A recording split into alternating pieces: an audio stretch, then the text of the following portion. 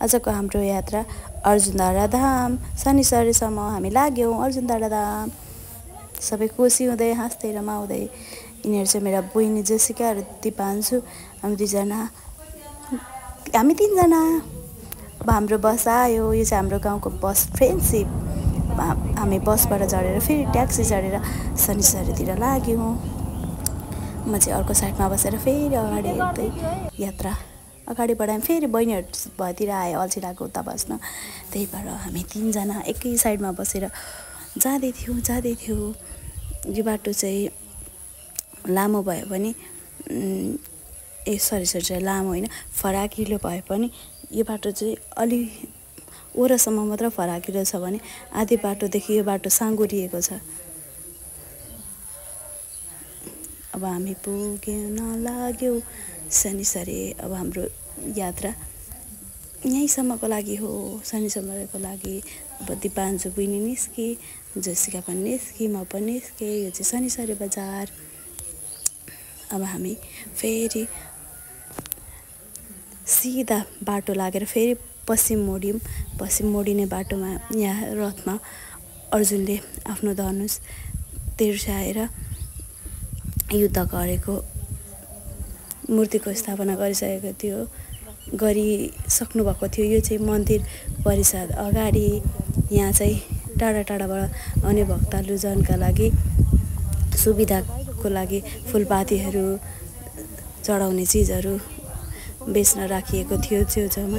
हामी चाहिँ सबैजनालाई हेर्दै फेरि हाम्रो मन्दिरसम्मको यात्रा तय भयो।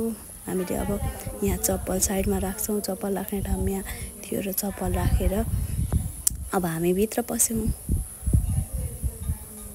यो चाहिँ मन्दिर परिसर हो। मन्दिर परिसरको भित्री एरिया हो। यो चाहिँ एकदम रमाइलो। कति धेरैजना आइ पनि सक्नु भएको थियो हामी आउँदाखेरि।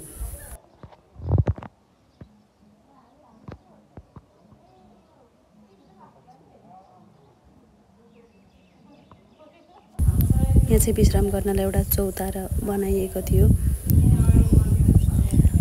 अब हामी चाहिँ गणेश मन्दिर अगाडि छौँ।